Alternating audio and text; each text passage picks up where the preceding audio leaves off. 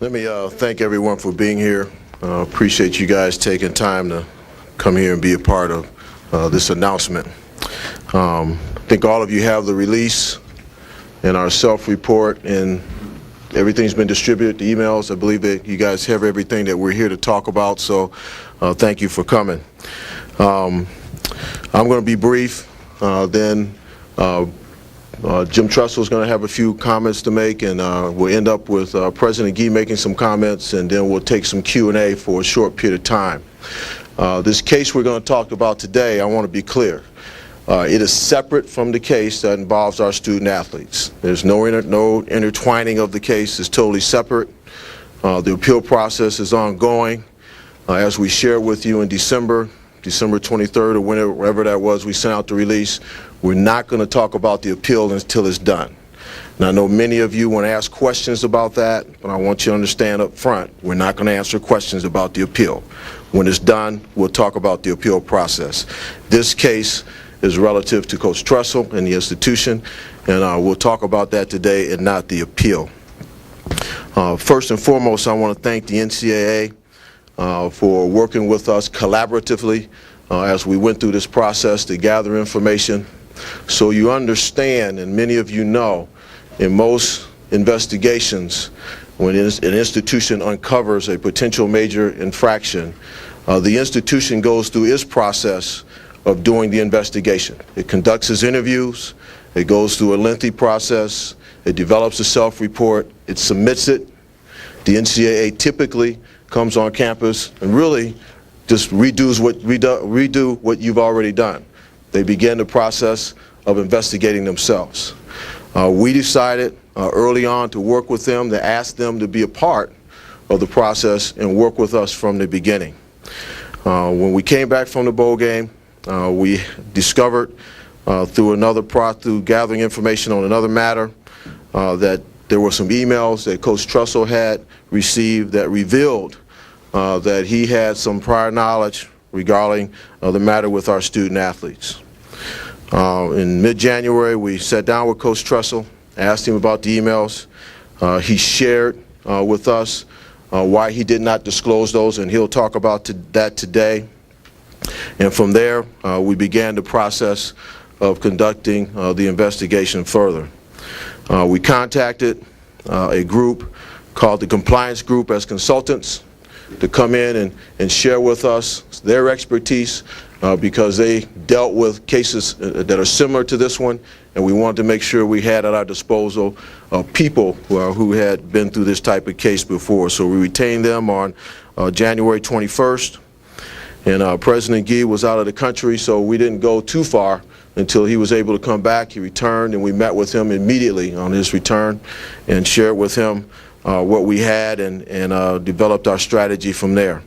We informed our Commissioner, Jim Tressel, and the very next day we notified the NCAA of our matter. And we asked them to come in and join in the investigation from the beginning. And again, I want to thank them because they came. We asked them on February 3rd to come and join us in the investigation that will start on February 8th. And they sent 2 investigators to our campus, and we began the process of interviewing people. And as stated in the self-report, we interviewed various people, gathered a lot of information, and went through the process of making sure that we communicated with the NCAA on additional information that we found, and just spent basically a month working with them on this case.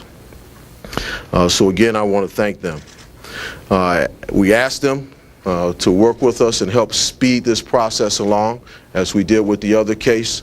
It's a different model than what you historically see in these type investigations. We want to try and meet the mission that our President Emmert at the NCAA has talked about publicly, of being swift, expeditious, and transparent. And so that's why you have the information you have today. What we've self-reported today is a 10-1 violation. It's a major violation. As you see, we have self-imposed sanctions in there, and we won't get into great detail about talking about this case. When we do Q&A at the end, We'll answer some questions for you, but we really won't be able to get into too much depth because keep in mind the case is still ongoing. So once it's done, we'll share with you the outcome, but at this point in time, we can't get into too much detail. This has been a total team effort to get to this point. I can't thank enough the people from Bricker and all across campus who take time out of their daily tasks and duties and responsibilities to come and work with us to make sure that we get this case to conclusion. You probably would ask why today we would release this and do this press conference. There's no question we had a leak, and we wanted to be as responsive as we could. As all of you know, I'm on the NCAA Men's Basketball Committee. My goal all along in this case was to try and get it done prior to my departure. I was not able to get all the T's crossed and the I's dotted, so we had hoped by the end of the week to have this self-report done. When the leak occurred last night in New York, and I was on my way returning, we met and I asked staff to speed up the process of completing the self-report. They did that, and we were able to get it done today, so we submitted it to the NCAA, and we've been in conversation with them all day today. So again, I want to thank them and I want to thank staff. I'm going to ask Coach Tressel to come up here, but before he comes up, I want to make sure everyone understands wherever we end up, at the end of the day, Jim Tressel is our football coach. All the speculation about him being terminated is pure speculation, and this case, in my view, does not warrant it. When you think of the body of work that this gentleman's put into this program and into this profession, you think about who he is, there's no question in my mind that his decision was from the heart. So we're pleased that we're getting to a point where we'll have an end to this case, but we're obviously disappointed that we're here. But I will tell you, Jim Tressel is a coach of young men, and we support him 100%. I've worked with a lot of coaches. There's no intent in what he did. So he is our coach, and we trust him implicitly. So at this time, I'm going to have Coach Tressel come up and talk a little bit about his judgment call in the process. Jim?